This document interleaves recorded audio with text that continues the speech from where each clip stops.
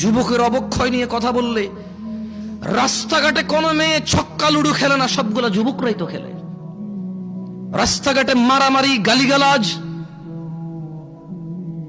এগুলো যুবকরাই করে, পুরুষরাই করে।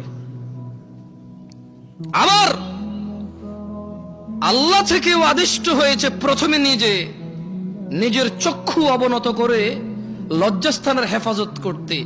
সেই যুবক কিনা বেপরদা মহিলার দিকে তাকিয়ে থেকে ফেসবুকে পোস্ট করে, মাইক হাতে বেয়ে কথা বলে, জায়গা জায়গায় সমালোচনা করে, সমাজটা নষ্ট হয়ে গেছে, নারীরাই নষ্টের মূল, বেপরদা চলে, সব ছেলে নষ্ট করে দিছে। অথচ ও ল্যাংটা হাঁটলেও পুরুষের জন্য আল্লাহর পক্ষ থেকে আদেশ, নিচে তাকাবে তারপরে হাঁটবে। ও নিচে তাকাবে না, নিজেরটা মানবে না, আরেকজন মানে নাই সেটার সমালোচনা করে বেড়ায় যুবক।